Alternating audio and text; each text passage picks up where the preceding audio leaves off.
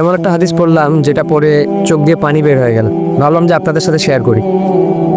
হযরত আবু বকর সিদ্দিক রাদিয়াল্লাহু তাআলা আনহু নামাজে দাঁড়িয়ে তিনি নামাজরত অবস্থায় কাঁদতেছিলেন। নামাজ শেষে একজন সাহাবী জিজ্ঞাসা করলেন, হে আবু বকর, আপনি নামাজের মধ্যে কাঁদতেছিলেন কেন? আমি সংক্ষেপে বলতেছি আপনাদেরকে। তো তিনি বললেন যে আমি নামাজের মধ্যে এমন একটা আয়াত আমার স্মরণ হয়েছে, যেটা স্মরণ হওয়ার পরে আমি কাঁদতেছিলাম। কি আয়াত? যে সেই আয়াতের অর্থটা হচ্ছে যে আল্লাহ পাক রব্বুল আলামিন বলতেছেন যে আমি তোমাদেরকে জান্নাত দিয়ে দিলাম, বিনিময়ে তোমাদের কাছ থেকে আমি জানমাল নিয়ে নিলাম। তো সাহাবী বলেন যে হে আবু বকর, এটা তো একটা খুশির সংবাদ যে আল্লাহ পাক আমাদের জানমালের বিনিময়ে আমাদেরকে জান্নাত দিয়েছেন, তো আপনি কাঁদতেছেন কেন? আবু বকর সিদ্দিক রাদিয়াল্লাহু তাআলা আনহু বললেন যে আমি আজকের আগ পর্যন্ত এটাকে খুশির সংবাদ মনে করতাম, কিন্তু আজকের পর থেকে আমি এটা শুনলেই, এটা মনে করলেই আমার কান্না চলে আসে। কেন? যে তুমি তো জানো আমার একটা কাপড়ের দোকান ছিল। আবু বকর সিদ্দিক রাদিয়াল্লাহু তাআলা আনহু বলতেছেন ওই কাপড়ের দোকানে কয়েকদিন আগে একজন মহিলা কাপড় নিয়ে গেছিল। তো হঠাৎ করে সে আজকে ফিরে আসছে কাপড় নিয়ে, এসে আমাকে বলতেছে যে তুমি তোমার কাপড় ফিরিয়ে নাও, আমার টাকা আমাকে ফেরত দিয়ে দাও।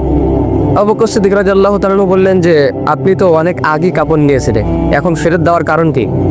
এই মহিলা বলতেছে তোমার কাপড় আমার পছন্দ হয়নি, এজন্য তুমি তোমার কাপড় তোমার কাছে রেখে দাও, আমার টাকা আমাকে ফেরত দাও। আবু বকর সিদ্দিক রাদিয়াল্লাহু তাআলা আনহু বলতেছেন আমি কাঁদতেছি এটা ভেবে, কিয়ামতের ময়দানে সবাইকে যখন উলঙ্গ করে দাঁড় করানো হবে, সেদিন যদি আল্লাহ পাক রব্বুল আলামিন আমাকে বলে যে আবু বকর তোমার জানমাল আমি তোমাকে দিয়ে দিলাম, বিনিময়ে তুমি আমার জান্নাতকে আমার কাছে ফিরাইতে দাও, সেদিন আমি আবু বকরের হালত কি হবে? সেদিন তো আমার বড় ক্ষতি হয়ে যাবে, আমার তো কোনো কিছুই করার থাকবে না সেদিন। এজন্য প্রিয় ভাই, এই হাদিস থেকে এতটুকু শিক্ষা যে আল্লাহ পাক রব্বুল আলামিন আমাদেরকেও যদি কিয়ামতের দিন বলে যে তোমাদের জানমাল তোমাদেরকে ফিরিয়ে দিলাম, বিনিময়ে আমার জান্নাত আমাকে তোমরা ফিরিয়ে দাও, সেদিন আমাদের কি হালত হবে? কারণ আল্লাহ পাক রব্বুল আলামিন যদি বলেন যে তোমার সালাত, তোমার নামাজ, তোমার রোজা, তোমার হজ, তোমার যাকাত, তোমার জিকির আজগার কোনো কিছু আমি আল্লাহ পাক রব্বুল আলামিনের দরবারে পছন্দ হয় নাই, সুতরাং তোমার জানমাল তুমি তোমার কাছেই রাখো, আমার জান্নাত আমার কাছে ফিরাই দাও। তো আপনি ভাবেন তো, অনুভব করেন তো যে সেদিন আমাদের হালতটা কি হবে? সেদিন আমরা কোথায় যাব? আমাদের পরিস্থিতি, পজিশন সেদিন কোথায় থাকবে? সেদিন তো কেউ কাউকে চিনবে না, সবাই শুধু হাহাকার হয়ে ছুটবে এক একটা নেকির জন্য। তো সেদিন আমাদেরকে যদি আল্লাহ পাক রব্বুল আলামিন এভাবে ধরে ফেলেন, তো সেই আল্লাহ তাআলার কাঠগড়া থেকে বাঁচানোর ক্ষমতা আমাদের ফিরে নেই।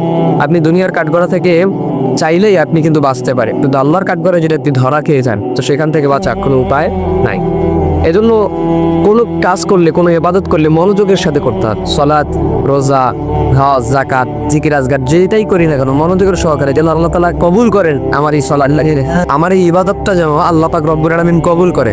তো সেই দিকে লক্ষ্য করে আমাদেরকে ইবাদত করতে হবে, আল্লাহর সন্তুষ্টি আমাদেরকে অর্জন করতে হবে। আমাদের মূল টার্গেট হতে হবে জান্নাত লাভ করার। এখন জান্নাত লাভ করতে গিয়ে আপনাকে দুনিয়াতে যা যা করতে হয়, যা যা ইবাদত করতে হয়, যেটাই করা লাগুক না কেন সবকিছু আপনাকে করতে হবে। চাই সেটা বাতিলের বিরুদ্ধে জিহাদ হতে পারে, চাই সেটা নামাজ দিয়ে হতে পারে, রোজা দিয়ে হতে পারে, গরিব মিসকিনদেরকে হেল্প করে হতে পারে, সুদ ঘুষ জেনা ব্যভিচার ছেড়ে আল্লাহর সন্তুষ্টি অর্জন করে হতে পারে, নবীর সুন্নাহগুলো মেনে হতে পারে। সো যেই দিক থেকে আপনার মনে হবে যে না আমি জান্নাতটা কামাই করতে পারবো, হাসিল করতে পারবো, সো সেই কাজগুলোই আমাদেরকে করতে হবে। তো আল্লাহ পাক আমাদের সেই কাজগুলো করার তৌফিক দেয়।